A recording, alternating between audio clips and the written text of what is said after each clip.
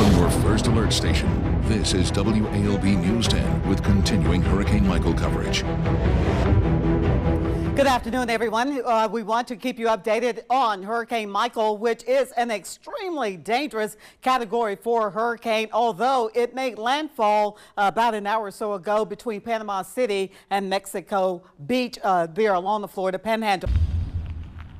Guys, I mean, as you can clearly see, like she said, I'm in Bainbridge, and we're getting a lot of wind. We're in an overshadow right here. We've got something over our heads, but we're still catching a lot of this wind and rain coming from the sides, and we've had to monitor everything that's been flying around. We've even got some garbage can tops flying around. Doors over there, as you can clearly see, are being opened, and we had a generator blow up about 15 minutes ago down the road. So it is clear that this is a definite situation that nobody needs to be out in if you do not have to be. We did talk with Dougherty County emergency officials earlier today. They had a press conference and they are urging everyone to stay inside.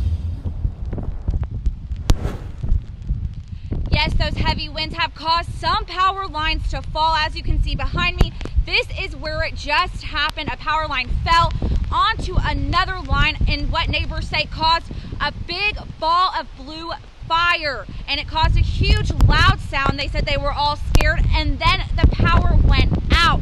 This is very serious. Do not take it lightly. Make sure you write your name and number and next of kin on a piece of paper and put it in your pocket. This is not good. This is very serious. Pay attention. Again, this northeast band here, and I think this is going to come maybe as close as Tyndall Air Force Base, but Mexico Beach, Port St. Joe, Cape San Blas, these areas are going to get walloped. That's right, guys. I'm here in Camilla off of Highway 37 where you can see this wind and rain is starting to pick up behind me. Now, local law officials are inside watching this radar very closely, and they say if you're in Mitchell County, you need to start looking for where you're going to take your safe spots. Just a couple of hours ago, over here at the command center, it has been rocking because of the gusts of wind that we've been seeing. Well, as you mentioned, Michael's still very much a hurricane force winds out there as we speak, and it hit South Georgia with force. Hey guys, I'm live outside of the station right now. As you can see, the rain has let up some, but the wind has not. It is howling all around me. The eye of the storm is moving closer to us, so you are going to be seeing those breaks in the storm a little bit, but you definitely should not get comfortable because it is not. This is downtown Albany, and looking down the streets there, you can see the winds blowing. This is right beside the Mule Barn, right across from the Hilton Garden Inn. Is that Front Street? This was toward Front Street, looking like down Broad Avenue. I believe that's Broad Avenue.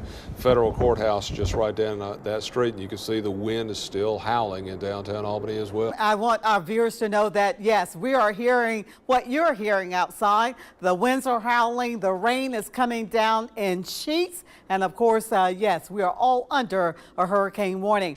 Hey, Carla. Yeah, right now, I mean, of course, earlier it was a little more calm, but the rain really coming in and pouring down. One thing I've really noticed that here on Stewart Avenue, way less traffic coming up and down the streets right now. We do have a couple cars as I speak, obviously coming right through, but it's kind of slowed down as people have started to stay home and hunker down as you guys have been warning them to do. You need to treat this hurricane like a long-lived tornado. Guys, as you can see, the rain is kind of let up, but the wind is relentless. And as you can see, we're on the top deck of the EOC. But right now, as you can see right here, all these barrels have been just pouring in from the left. They were all way down there towards the construction site, and now they're still rolling, and many of them are just spread out all throughout the land. Now, I want you to look at this behind me.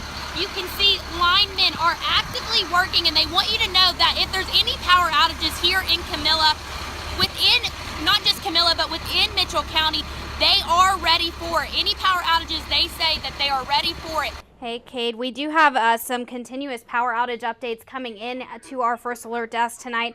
Tift County Emergency Management Agency is reporting 30,867 customers are reporting outages in Tift County. That includes Georgia Power and Colquitt EMC. Yeah, it's pretty scary out there. All of the debris, the different limbs that you're seeing on the roadways, just trying to get to work or where you may have to be. You can get a little ways, but then you're going to be stopped somewhere along the line by a down tree, or then of course all the debris and down power lines. That's right. Listen, it is pouring down here in Camilla. Right now I am on Roosevelt Street. I'm going to step outside of the shot so you can see this large tree debris that is basically blocked off Roosevelt Street. You can see the caution tape is lined it already.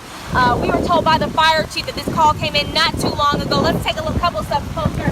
You can see where the tree snapped right over here. This is a very large pine tree, and as you can see also, it is on top of power lines. This is getting very close, Carla. Actually, it is still just off to our southwest, beginning to move just east of Highway 27 over areas of Miller County. But of course, we're still dealing with a major Category 3 hurricane.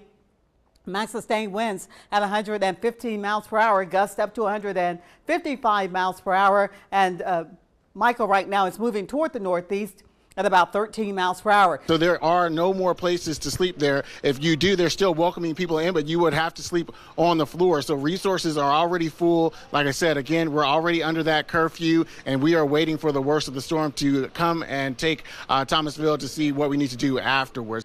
As we continue to assess the damages here in Worth County, it's hard to overlook what happened here in downtown Sylvester. This right here, a metal roof, what used to be a metal roof now caved in at First Baptist Church. As Hurricane Michael tore through South Georgia, leaving devastation in its wake, many in South Georgia woke up to destruction.